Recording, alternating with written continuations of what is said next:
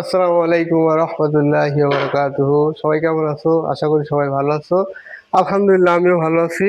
তো আজকে পদার্থবিজ্ঞানের দ্বিতীয় অধ্যায় গতি নিয়ে আলোচনা করব। গতির দুই তিনটা অঙ্ক করার চেষ্টা করব। তো প্রথম অঙ্ক যেটা, সেটা হচ্ছে এটা। এর আগে আমি একটা ভিডিও করছি, সেখানে দূরত্ব, সরণ, দ্রুতি, বেগ এবং ত্বরণ বন্ধন নিয়ে আলোচনা করছি। এইগুলো যদি কেউ জেনে থাকে তাহলে এই সম্পর্কিত যে সূত্রগুলো আছে সেটা সহজেই জানা যাবে। তারপরে এই সূত্রগুলো নিয়ে আরেকবার একটু আলোচনা করি। যেমন দ্রুতিটা কি? দ্রুতির সূত্র কি? দ্রুতি ভি সমান হচ্ছে D divided by T. D তে কি হয়? ডি তে হচ্ছে দূরত্ব, আর টি তে কি হয়? টি তে হচ্ছে সময়। দূরত্বের একক কি? দূরত্বের একক মিটার এবং সময়ের একক সেকেন্ড। তাহলে এখানে ডি তে বোঝাচ্ছে দূরত্ব, অর্থাৎ দূরত্ব সময়, একক সময়ে যতটুকু দূরত্ব অতিক্রম করে তাকে বলা হয় দ্রুতি, আর একক সময়ে যতটুকু সরণ ঘটে সেটাকে বলা হয় হচ্ছে বেগ। তাহলে বেগ এবং দ্রুতি দুইটাকেই একই দ্বারা প্রকাশ করা হয় ভি, আর ভি সমান হচ্ছে এস বাই টি। আর এখানে এস হচ্ছে সরণ, এস তে কি? সরণ, আর টি তে হলো সময়। সরণের এককও মিটার। এটা। আর যদি আর একটা জিনিস, সেটা হলো ত্বরণ। ত্বরণ কাকে বলে? সময়ের সাথে বেগ বৃদ্ধির হারকে বলা হয়, বেগের পরিবর্তনের হারকে বলা হয় হচ্ছে ত্বরণ। তাহলে ত্বরণটা কি হবে?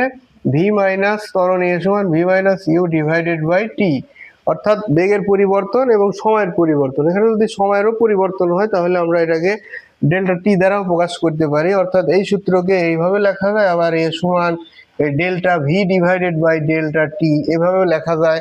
অথবা এই ভি টু মানে V two minus V one divided by T two minus T one, এই সূত্রকে এইভাবেও লেখা যায়।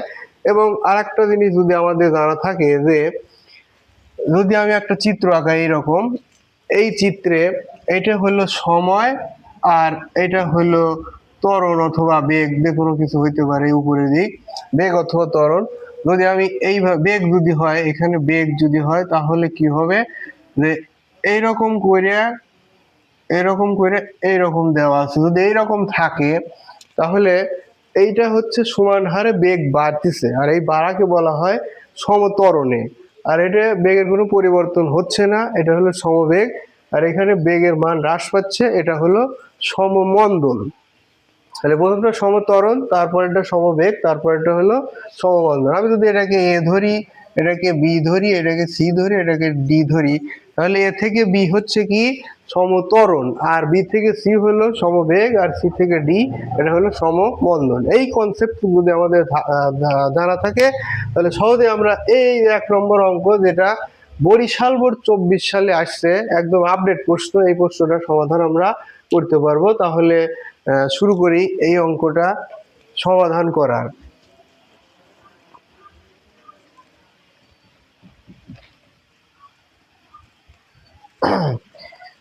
অঙ্কের রাশিতে যেটা দেওয়া আছে সেটা হচ্ছে সময় 0, 5, 10, 15, 20, 25, 30, 35, যত সময় যাচ্ছে বেগ 0 থেকে 10, 20, 30, আবার একই থাকছে 30, এবং তারপরে আবার কমছে 20, তারপরে 10, এবং লাস্টে যা 0 হচ্ছে।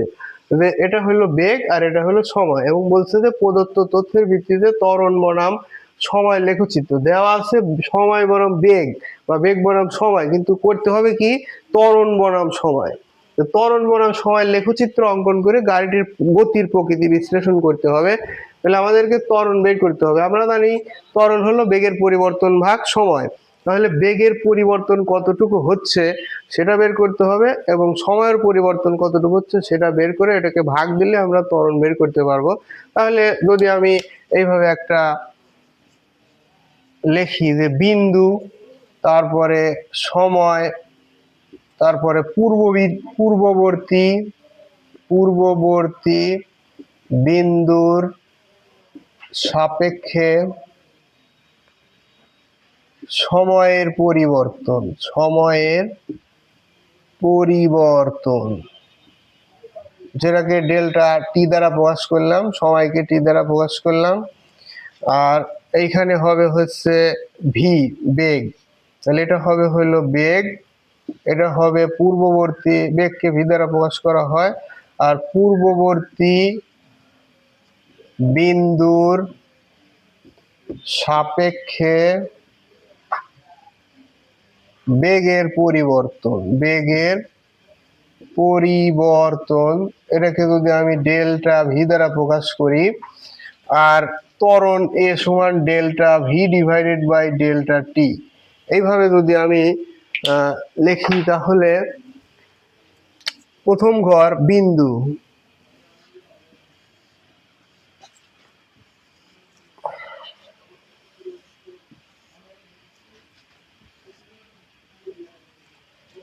প্রথম ঘরটা হচ্ছে বিন্দু,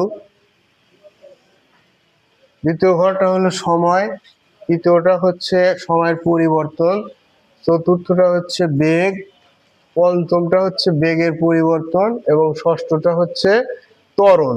ত্বরণ এ সমান ডেল্টা ভি বাই ডেল্টা টি।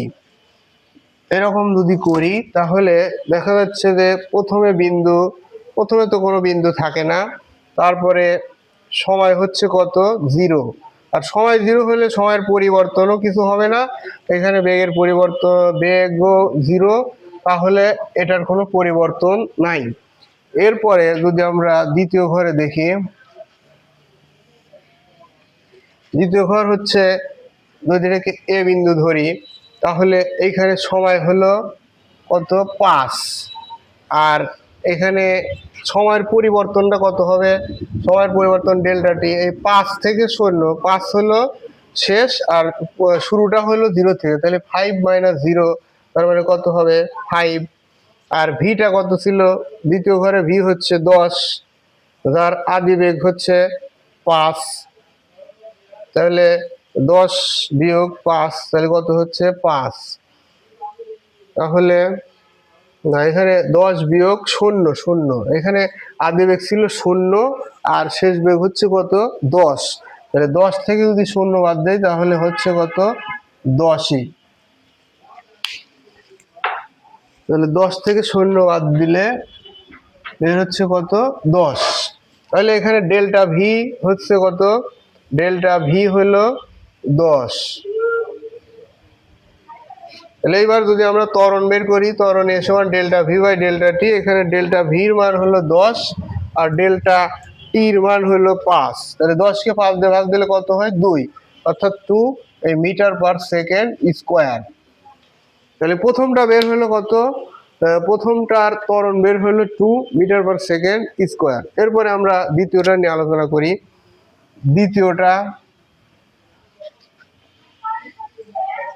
দ্বিতীয় বিন্দু হলো বি বিন্দুতে, এটা হলো বি বিন্দুর সময় ছিল হলো কত, 10, তাহলে সময়ের পরিবর্তন 10 বিয়োগ 5, তাহলে কত হচ্ছে 5। সময় এখানে সবগুলোই 5 হবে, কেননা 5, 10, 15, 20, 25, 30, 35, তার মানে 5 করে করেই বাড়তেছে, তার মানে সময় কত হবে, সব জায়গায় এই 5ই হবে। তারপরে ভি, এইখানে ভি হচ্ছে শেষ বেগ হলো 20 শেষ বেগ, এইখানে 0 দেওয়ার দরকার না, এইখানে 10 মাইনাস 0, 10 দিলেই হবে। এইখানে ভিটা হচ্ছে 10 আর এখানে ভিটা হচ্ছে 20, আর এখানে বেগের পরিবর্তন 20 মাইনাস, তাহলে 20 মাইনাস 10, তাহলে কত হচ্ছে 10। তাহলে এখানেও ত্বরণ হলো এ সমান 10 ভাগ, এটা হলো 10, আর এখানে হচ্ছে টি হলো 5, তাহলে 10 ভাগ 5 কত হয়, 2। তার মানে এইখানেও এ বি বিন্দুতেও ত্বরণের পরিমাণ কত হচ্ছে, 2 মিটার পার সেকেন্ড স্কোয়ার। এইভাবে যদি আমরা সি বিন্দুটা বের করি, এটা হলো সি বিন্দু, এখানে সি বিন্দু কোথায়, সময় হলো সি বিন্দুতে সময় হলো কত, 5, 10-এর পরে 15, আর এখানে তার আগের সময় হলো 10, তাহলে 15 মাইনাস 10, তাহলে কত হবে 5। এবং এখানে একইভাবে বেগের পরিবর্তন 30,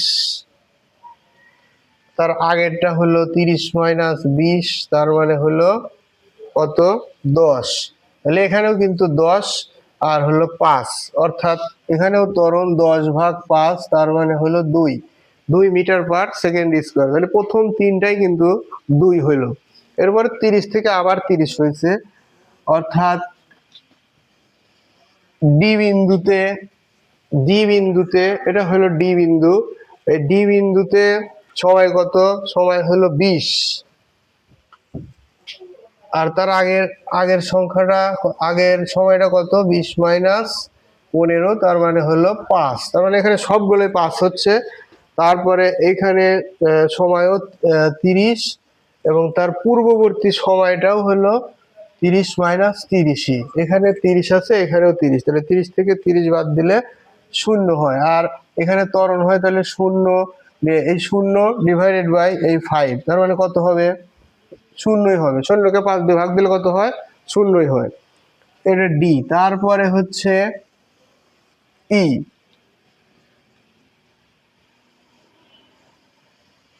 তারপরে ই, তারপরে হলো এফ, তারপরে হচ্ছে জি। তাহলে এটা ই। ই বিন্দুতে ই কোনটা? এটা এ যদি পাস হয় তাহলে বি, এটা সি, এটা ডি, এটা ই, এটা এফ, এটা জি। তাহলে আমরা আসি হচ্ছে ইতে। ইতে 25, সময় কত? 25 সেকেন্ড। আর তার পূর্ববর্তী সময় হচ্ছে 20 সেকেন্ড। তাহলে 25 থেকে 20 বাদ দিলে এই একই 5। এবং এর সময় শেষ বেগ কত? শেষ বেগ হলো 20, এবং বেগের পরিবর্তন 20 বিয়োগ 30, তার আগেরটা হচ্ছে 30, তাহলে 20 বিয়োগ 30 হয় -10। তাহলে এখানে ত্বরণ হবে কত? ত্বরণ হবে -10 ভাগ হচ্ছে এই 5। তাহলে -10কে 5 দিয়ে ভাগ দিলে হয় -2। তাহলে উপরের দুইটা 2, এটা 0 আর এটা হচ্ছে -2। তারপরে এফ বিন্দুতে কত হবে? এফ বিন্দুতে হয় হচ্ছে, এফ বিন্দুতে সময় 30, জি বিন্দুতে সময় হলো 35। তারপরে এফ বিন্দুতে এটার পূর্ববর্তী সময় কত? 25। তাহলে 30 থেকে 25 বাদ দিলে হবে 5। এখানে তাহলে এটাও 5 হলো, এবং এখানে বেগের পরিবর্তন হলো 10। 10 শেষ বেগ, আর আদি বেগ হচ্ছে কত? 20। তাহলে 10 বিয়োগ 20, তার মাইনাস হচ্ছে 10। এখানেও তাহলে -10 ডিভাইডেড বাই এই 5 ভাগ করলে হবে -2। ঠিক একইভাবে জি বিন্দুতে 35 হলো সময়, তার আগের সময় হলো 30, তাহলে 35 থেকে 30 বাদ দিলে হয় 5। আর এইখানে বেগ আছে কত? শেষ বেগ হলো 0, এবং আদি বেগ হলো 10, তাহলে 0 মাইনাস 10 কত হয়? -10। তাহলে এখানে ত্বরণ হয় -10 ডিভাইডেড বাই এই 5, -10 ডিভাইডেড বাই এই 5, তাহলে এখানেও -2। তাহলে আমরা সহজেই একটা জিনিস বুঝতে পারলাম যে এখানে ত্বরণের পরিবর্তন দেখলাম, প্রথম 3টা হলো 2, মাঝখানেটা 0, আর পরের 3টা হলো -2। এটুকু মনে রেখে আমরা পরবর্তী কাজটা করব। তাহলে পরবর্তী যেটুক কাজ করতে হবে সেটা হচ্ছে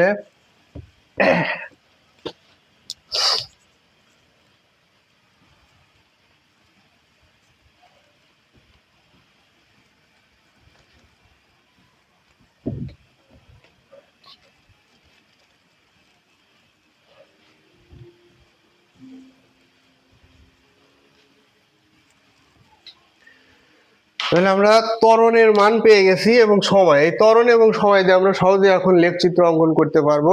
তাহলে লেখচিত্র অঙ্কন করার জন্য প্রথমে একটা এক্স অক্ষ নিতে হবে, আর উপরের দিকে একটা ওয়াই অক্ষ নিতে হবে। যেহেতু এখানে মাইনাস মানও আছে, তাহলে নিচের দিকেও যাবে। তাহলে এটাকে ধরলাম এক্স অক্ষ, আর এটা হচ্ছে ওয়াই অক্ষ। তাহলে এক্স অক্ষে যদি আমি সময় বিবেচনা করি, সময় সময় সময় সময় হলো টি, যার একক হলো সেকেন্ড। আর এইদিকে যদি আমরা ত্বরণ বিবেচনা করি, ত্বরণ এ, যার একক হলো মিটার পার সেকেন্ড স্কোয়ার। তাহলে এখানে সময় প্রথমে লাগবো, প্রথমে 0, তারপরে কত? 5 করে করে বাড়তেছে। তাহলে 5, 10, 15, 20, 25, 30, 35। এটা হলো কি অক্ষ? এক্স অক্ষ। আর এটা হচ্ছে ওয়াই। আর ওয়াই অক্ষে আমাদের মান কত, +2 0 -2, তাহলে উপর সর্বোচ্চ 2 এবং সর্বনিম্ন 2 হচ্ছে। তাহলে আমি এটা যদি 0 ধরি, এটা 1, এটা 2, এটা 3, আর এদিক দিয়ে এটা -1, এটা -2, এটা -3। তাহলে এই মানটুকু আমাদের জানা থাকলে আমরা কিন্তু এই গ্রাফটা সহজেই করতে পারবো। তাহলে গ্রাফটা কি, গ্রাফটা হচ্ছে সময় এদিক দিয়ে আর এদিক দিয়ে হচ্ছে বেগ। তাহলে সময় আমরা দিছি, বেগের মানও দিছি। এখন এইটা যদি আমরা বসা দিই তাহলে সহজে আমরা একটা লেখচিত্র পাবো। তাহলে এই যে মান এ বিন্দুতে প্রথমে ছিল কত, আমরা 6টা মান আগেই জানি যে এ বিন্দুর মান ছিল 2, বি বিন্দুর মান ছিল 2, সি বিন্দুর মান ছিল 2, ডি বিন্দুর মান হলো 0, আর ই বিন্দুর মান -2, এফ বিন্দুর মান হচ্ছে -2, জি বিন্দুর মানও -2। এই কয়টা মান চাইলে এখানে এই মানগুলো এখানে বসা দিলেই কিন্তু গ্রাফ হয়ে যাবে। তাহলে এই প্রথম 0-তে যখন সময় 0 ছিল তখন ত্বরণও 0 ছিল। যখন সময় 5 সেকেন্ড তখন ত্বরণ কতখানি, ত্বরণ হলো 2। তাহলে আমি এখান থেকে সোজা যাইতে পারি হচ্ছে এই 2-তে। তাহলে এখানে 2-তে গেলাম, এটা হচ্ছে এ বিন্দু। এরপরে যখন সময় 10 সেকেন্ড তখন ত্বরণ হয়েছে কত, 2। তাহলে এখানেও কিন্তু এই সোজা এই 10 সেকেন্ড সোজা এখানে 2। এরপরে আবার যখন হচ্ছে এই 15 সেকেন্ড ছিল তখন কত ত্বরণ ছিল, সি বিন্দু অর্থাৎ এই 2। তাহলে এখানেও কিন্তু এই 15 সেকেন্ডেও এই সোজা এখানেও কিন্তু এই 2। তাহলে এখানেও কিন্তু এই 2-তেই যাবে 15। এরপরে আছে হলো যখন 30-এ আছে তখন হচ্ছে কোন বিন্দু, ডি বিন্দু। তাহলে যখন এইখান থেকে একটা চিত্র আঁকালাম, এরপরে এইখানে এই 30 থেকে এই মান হয়েছে 0-তে চলে আসছে। তাহলে এখান থেকে এটুক হলো 20 পর্যন্ত কত হবে, 0। এটুক হলো 0। তাহলে এটার নাম যদি এ দেই, এটার নাম বি দেই, এটার নাম সি, এটাও সি, এটুক হচ্ছে 0। তাহলে এইটুকে কোনো মানের পরিবর্তন হবে না, ঠিক আছে। এখানে এই সোজাই থাকবে, এখানে কোনো বেগের বৃদ্ধিও নাই, হ্রাসও নাই, ত্বরণের বৃদ্ধিও নাই, হ্রাসও নাই, তাহলে এইখানেই থাকবে। আর এইখান থেকে আবার যখন ই বিন্দুতে আসলাম, সি তারপরে ডি, এটা হচ্ছে ডি, তাহলে ডি থেকে ই বিন্দুতে আবার -2, তাহলে এখান থেকে আবার মাইনাস এই দিকে যাবে, অর্থাৎ এই সোজা এইখানে যাবে, অর্থাৎ -2, ঠিক আছে। তাহলে এটা হচ্ছে কত, -2।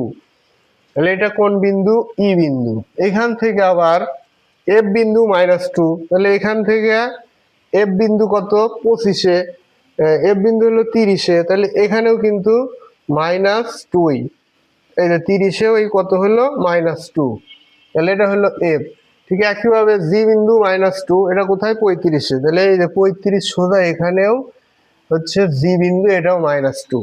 তাহলে এই হচ্ছে গ্রাফ। এখন এই গ্রাফ থেকে আমরা কি বুঝতে পারলাম যে প্রথমে এ থেকে বি, বি থেকে সি, এইটুকে সমবেগে গেছে।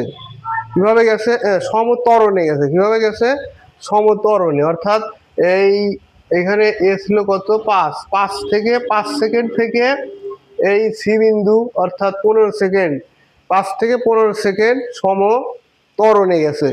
এরপরে আসে সি থেকে ডিতে, অর্থাৎ 15 থেকে 20 সেকেন্ডের সময় বেগের ত্বরণের কোনো পরিবর্তন হয় নাই। আর এই ই থেকে এফ, এফ থেকে জি, অর্থাৎ ই শুরু হয়েছে কত থেকে, 25 সেকেন্ড থেকে 35 সেকেন্ড, এই সময়ে বেগের ত্বরণের হ্রাস হয়েছে, অর্থাৎ সমমন্দনে চলছে বা সমত্বরণ ঋণাত্মক হারে গতিশীল হয়েছে। তাহলে এই তথ্যটুকু দিতে পারলেই কিন্তু মোটামুটি এই অঙ্কটা সলভ করা যাবে। তবে এই ধরনের আরেকটা অঙ্ক আমি করে দেখাবো।